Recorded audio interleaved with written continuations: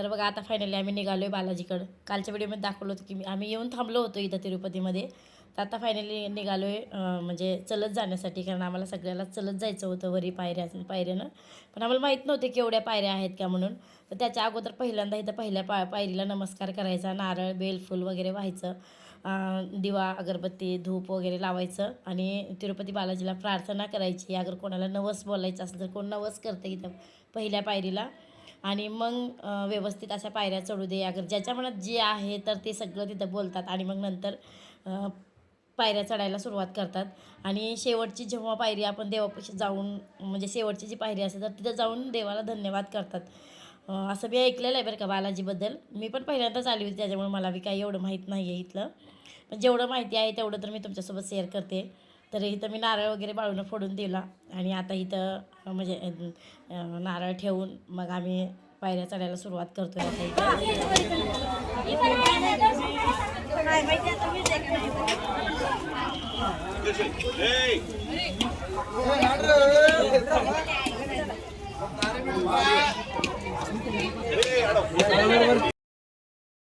तर इथं पहिल्यांदा इथं मूर्ती होती, कोणत्या देवाची होती आता मला काय आठवत नाही आहे, कारण व्यवस्थित मूर्तीचा चेहरा पण नाही दिसला मोबाईलमध्ये. तर तिथलं दर्शन घेतलं पहिल्यांदा आणि मग आम्ही निघालो आहे आता पहिल्यांदा. तर इथं आल्या पहिल्यांदा तिरुपती बालाजीची मूर्ती होती आणि तिथून निघालो आहे वरी आम्ही. तर इतक्या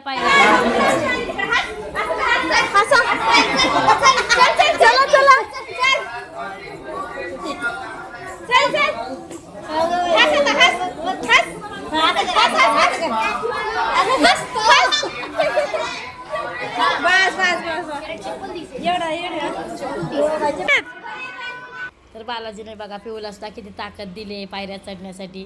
तिनं ना इथून तिथून पूर्ण पायऱ्या चढली असेल माहिती का. आम्ही थोडंसंच तिला उचलून घेतलं असेल, नाहीतर बाकीच्या पूर्ण पायऱ्या तिनं चढली होती. आणि त्या वाटेने आम्ही चलत जाताना ना किती तरी प्राणी म्हणजे हरिण काय म्हणतात त्याला वानरं वगैरे खूप म्हणजे खूप होते. आम्हाला पहिल्यांदा भीती वाटायची, पण नंतर तिथं जे भक्त लोक सारखंच येतात तर ते म्हणायचे की नाही त्यांना माणसाची सवय आहे, ते माणसातले आहेत, कोणालाच काही करत नाहीत असं बोलत होते तिथं. त्याच्यामुळे मग कोणालाच काही वाटत नव्हतं त्याचं, कारण रोजचं कितीतरी भाविक लोक येतात जातात त्या पायऱ्यावरून, त्याच्यामुळे त्यांना सवय झाली होती सगळ्याची. म्हणून ना ते कोणालाच काही करत नव्हते. जवळ जायचे, फोटो काढायचे, त्यांना हातात खायला द्यायचे काही काही पण, तरी ते काही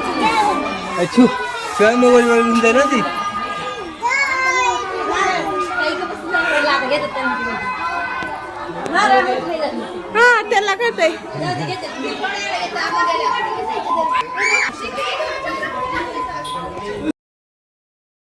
आम्ही इथं वाण्याला नारळ टाकला होता खायला, पण मी सांगत होते की इथं नारळ टाकलाय खावं. आतापर्यंत 2000 पायऱ्या झाल्यात आमच्या, अजून 2000 हां अजून 2000 पायऱ्या आहेत बरे. घाम झालंय बाबा. किती पायऱ्या आहेत का ह्याला तुला माहिती आहे का? 3200 म्हणजे अजून 1200 पायरी आहे. 1200 1400 अजून 1400 पायरी राहिली. एवढ्या पायऱ्या चढलात आम्ही आतापर्यंत. घाम झालाय मरणाचा. गाडीनं पण येऊ शकला असतो, पण गाडीनं एवढं पहिल्यांदा देवाला आलेली मजा घेता आली नसते, त्याच्यामुळे मग आम्ही पायऱ्यानं चढत आलो आहे. मला पण माहीत नव्हतं एवढ्या पायऱ्या असतील म्हणून, पण आता कळाले मला एवढ्या पायऱ्या आहेत म्हणून. का असं सगळे दृश्य बघायला भेटते किती उंचावरून, किती छान. त्याच्यामुळे तर या सगळ्या मिळून 3500 पायऱ्या आहेत, पण आम्हाला माहीत नव्हतं की एवढ्या पायऱ्या आहेत म्हणून. फक्त बोलायचे सगळेजण की एक दिवस जातोय चालायला, एक दिवस जातोय चालायला. आम्हाला वाटायचं की रस्ता असेल चालायला, एवढं काही वाटायचं नाही असं वाटायचं. पण नंतर बघितलं की पूर्ण इथून तिथून नुसत्या पायऱ्याच आहेत. कशा चढलोय, काय चढलोय, ती जे चढतंय ना त्यालाच कळतं. पण ना कितीतरी भक्त लोक इथं गोविंदा गोविंदा गोविंदा म्हणत चालत होते ना, तर रस्ता कसा पार पडत होता तर हे पण समजत नव्हतं. आणि वाटेने हे प्राणी वगैरे बघितलं ना तर सगळा सीन निघून जायचा चालायचा. आम्ही तेवढ्या पायऱ्या चढलो, पण आम्हाला त्या दिवशी काहीच नाही वाटलं. थोडेसे पाय दुखले सगळ्यांचेच, पण काही नाही वाटलं, कारण सगळ्यांनीच त्रास सहन केला होता खूप. असं म्हणतात की इथल्या ज्या पायऱ्या आहेत ना ते मोक्ष यात्रेच्या पायऱ्या आहेत असं म्हणतात. आणि एवढ्या पायऱ्या जर चढत गेलो ना तर त्याला बालाजीचं जवळून दर्शन भेटतं असं म्हणतात. पण असं म्हणतात बरेच भाविक लोक, आता काय माहिती आता म्हणजे कोणाला भेटत असेल नाही भेटत असेल, आता काय सांगावं, आपापली श्रद्धा आहे. पण आमची सगळ्यांचीच इच्छा होती की चलतच जायचं म्हणून. त्याच्यामुळे आम्ही 40 जण होतो तर सगळे चलतच निघालो होतो. तर इथं आम्ही अर्ध्यापर्यंत पोहोचलो होतो, म्हणजे 1800-2000 पायरी झाली असेल आमची, अगर 2500 पायरी झाली असेल. तर तिथं हनुमानाचं मंदिर होतं, एक खूप मोठा हनुमानाचं मूर्ती होती तिथं. आणि मग त्या हनुमानाच्या मूर्तीचं दर्शन वगैरे घेतलं आणि तिथून बाहेर निघालो होतो. तिथंच बघा हरिणला इथं खाऊ घालत होतो आम्ही. नारळ आमच्या हातात पुडा होता, कशाचा म्हणजे मला वाटतं मुरकुलचा पुडा होता, तर तेच आम्ही इथं देत होतो. म्हणलं चला आपण पण थोडंसं ट्राय करू म्हणून गेले होते. मोबाईल काढ रे.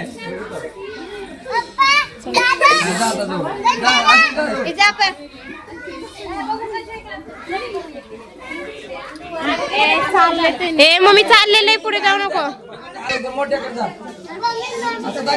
ए जास्त पुढे जाऊ नको.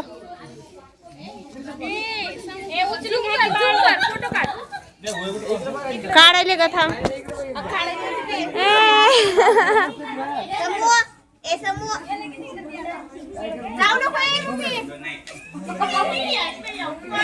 वरी वाढणार आहेत, नको जाऊ.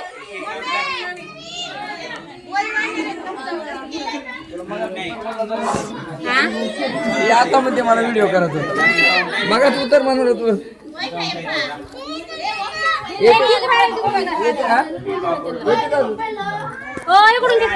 आता येणार लय वेगळा झालाय, गर्दा लय झाला आपला. आपल्या गोल्याला बघून पळून गेलेत माहिती का. गोल्या असा आहे. पुढे आहेत अजून, राहते चला बोल आता राहू दे. तर बघितलं ना तुम्ही, मी चारायला गेले की ते पळूनच गेले. बऱ्याच भिले असतील, मला काही त्यांना म्हणजे चारायची इच्छा राहून गेली माझी. माझ्या हाताने खाऊ घालायचं होतं पण नाही खाल्लं. ती की आमचा कालवा वडा होता की ती पळून गेली, नंतर माघारी येतील मग गॅरंटी होती. तर इथे ना खारुताई होती, इतकी मोठी खारुताई होती ना ती, आम्ही एवढी मोठी आजपर्यंत कधी बघितली नसेल, एवढी मोठी होती.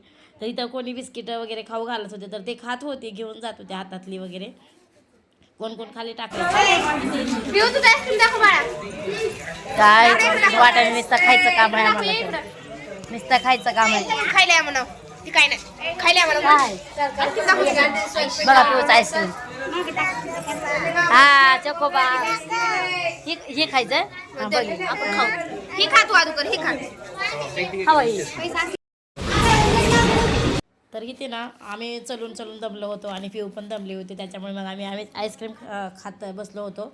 आता आमच्याबरोबरचे जे होते तर सगळे पुढे गेले आणि मग आम्हाला वाटलं की आता इथून जवळ राहिला असेल मग जाऊ निवांत आपलं आपण, असं वाटलं आम्हाला. पण आम्हाला माहीत नव्हतं की पुढेसुद्धा एवढं लांब आहे म्हणून. मग आमच्या भावाचा फोन आला की तुम्ही कुठं बसला मागच, आम्ही सगळे पुढे आलो इथं म्हणून. मग आम्हाला वाटलं चला आता पटपट पटपट जाऊ. इतकं लांब होतं, आता येईल मग येईल, आता येईल मग येईल म्हणलं तर काय बघायलाच नको. कमीत कमी 2 किलोमीटर अजून पुढे आम्ही चलत गेलो असेल, तरी आमच्याबरोबरचे आलेले जेवढे पण होते तर ते आम्हाला दिसत नव्हते, एवढ्या लांब होतं. जसं जसं पुढे जाईल ना तर तसं दृश्य एवढं छान बघायला भेटत होतं ना, खूपच छान म्हणजे दिसत होतं सगळं. आम्हाला वाटायचं बरं झालं आम्ही गाडीनं आलो नाही, चलत आलो तर एवढं सगळं बघायला भेटलं. गाडीनं आलो असती काहीच बघायला भेटलं नसतं, एवढी मजा पण घेता आली नसती आणि देवाला आल्याला सार्थक झालं नसतं आमचं खरं तर. कारण एवढ्या दिवसातून पहिल्यांदा देवाला जायचं आणि गाडीत बसून जायचं, गाडीत बसून यायचं म्हणल्यावर त्याच्यात समाधानी अशी काही भेटलीच नसती. चलत गेल्याच्यानंतर थोडासा त्रास झाला ना तर मग आपल्याला देवाची किंमत कळते. त्याच्यामुळे मग आम्ही सगळ्यांनी ठरवलं होतं की चलत जाऊ म्हणून. एवढा उशीर चलत आलो तेव्हा कुठं आता आम्हाला गाठ पडले. मग आम्हाला वाटलं आता फायनली मंदिर जवळ आलं असेल असं वाटलं आम्हाला. मग नंतर सांगितलं की हे समोरची जी कमान दिसते ना तर तिथं देव आहे. तिथं गेलो आम्ही. तिथून अजून वरी किती पायऱ्या होत्या तर काय सांगायलाच नको. पायऱ्या बघू तर आम्ही हापटूनच गेलो. नंतर म्हणलं अजून एवढ्या पायऱ्या चढायच्यात आता वरी. ह्या पायऱ्या ज्या आहेत ना त्यामध्ये नवसाच्या पायऱ्या आहेत. प्रत्येकजण इथून गुडघ्यावरच वरी जातात. कोण तर शेवटपर्यंत गुडघ्यावर जातात आणि कोण 5 पायऱ्या, 7, 11, 21 अशा पायऱ्या गुडघ्यावर. प्रत्येकाला त्या गुडघ्यावर पायऱ्या चढाव्याच लागतात. हे आम्हाला तिथं गेल्यावर माहीत झालं, आधी माहिती नव्हतं पण तिथं गेल्यावर माहीत झालं. त्याच्यामुळे मग आम्ही पण चढावंच लागतं 5 पायऱ्या.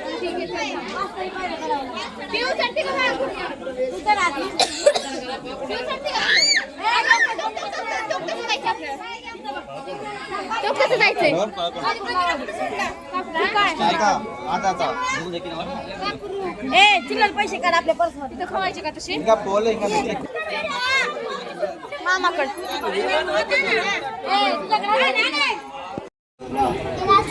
तर इथं पण नवसाची पायरी चालू होती इथून. त्याच्यामुळे इथं पण बेल फूल वगैरे वाहिलं, नारळ फोडला, पैसे ओवाळले. कारण देवाला आल्याच्या नंतर देव प्रथा असते की पैसे ओवाळावे लागतात देवाला. आणि असं म्हणतात की बालाजी जो आहे तो पूर्ण पैशाचाच आहे. बालाजीचे डोळे झाकलेले असतात. तो बालाजी म्हणतो की डोळे झाकून मी बसलेले, तुम्ही किती पैसे टाकताय काय नाही हे फक्त तुम्हालाच माहिती, पण तुम्ही किती टाकलाय पैसे त्याच्या डबल तुम्हाला किती द्यायचे हे मी ठरवतो, असं म्हणतात त्या बालाजीच्या ठिकाणी. आणि म्हणजे बरेच जण आहेत की खिशात जेवढे पैसे येतील तेवढे तिथं टाकतात. कोण तर पूर्ण सोनं पण अंगावरचं काढून टाकतात, असं म्हणतात त्या बालाजीच्या देवापाशी. तर फायनली आम्ही सगळ्या पायऱ्या चढून वरी आलो आहे. आता आमचं पूर्ण पायऱ्या चढून झाल्या आणि आता फायनली वरी आलो आहे. वरी आल्याच्या नंतर मग माझ्यापाशी 108 दिव्याचा दिवा घेतलेला होता, तर तो लावला. आणि मग नंतर आम्ही आता सिटीमध्ये बाहेर आलो आहे. वरी पण माहीत नव्हती की वरी का आहे, नेमकं एवढ्या पायऱ्या चढून चाललो आहे तेव्हा का आहे, मंदिर आहे का काय. नंतर कळालं की मंदिर इथं नाही, मंदिर दुसऱ्याच म्हणजे भागात आहे म्हणून. तर आम्ही सगळे दमून गेलो होतो. मग एका ठिकाणी बसलो आणि मग तिथून पण अजून एवढं चलत जावं लागलं आम्हाला, एवढं चलत जावं लागलं ना, सगळ्याची हवा टाईट झाली होती. एवढं चालले होते. आमच्यासोबत लहान लहान लेकरं होते, ते सुद्धा आमच्याबरोबर परेशान झाले होते. प्यायला पाणी पण होतं, जागोजाग प्यायच्या पाण्याची पण सोय होती, एवढं काही टेन्शन नव्हतं. पण एवढ्या पायऱ्या चढायचं म्हणजे काय चेष्टा नाही. आणि आमच्याबरोबर लहान लेकरं होते सगळे. गजूचं तर खूप दुखत होतं, तरीसुद्धा गजूनं पण थोडंफार चालला, थोडंफार त्याला उचलून घ्यावं लागलं. पण कसं तरी आलो फायनली सिटीमध्ये. आणि आलो ना तर भुकीनं ना सगळ्याच्याच कावळे वरडत होते पोटामध्ये, एवढे कावळे वरडत होते ना की काय सांगायलाच नको. कधी नाश्ता येईल असं झालं होतं. पण इथं आलो ना तर इथं पण नाश्ता काय लवकर भेटना गेला. गॅसचा प्रॉब्लेम असल्यामुळे ना 2-4 हॉटेलं फिरले आणि शेवटी आम्ही त्याच ठिकाणी येऊन बसलो. येऊन 10-15 मिनटं झालं तेव्हा कुठं आम्हाला नाश्ता आला, पण ते पण काही मनासारखा नव्हता. पण आमच्यापाशी दुसरा पर्याय नव्हता, जे समोर येईल ती खाण्याची तयारी होती. कारण दिवस गेला होता आमच्या फिरण्यामध्ये, त्याच्यामुळे मग नाश्ता वगैरे केला आणि मग नंतर निघालो आमच्या गाडीकडं. तर असा होता आजचा बालाजीचा व्हिडिओ चलत येण्याचा आमचा. तुम्हाला कसा वाटला नक्की कमेंटमध्ये सांगा. व्हिडिओ आवडला असेल त्या व्हिडिओला एक लाईक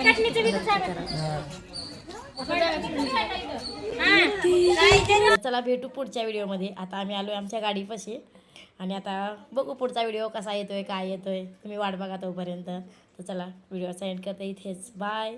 श्री स्वामी समर्थ तुम्हाला सगळ्यांना. व्हिडिओ कसे वाटले ते पण नक्की सांगा. तर चला मग.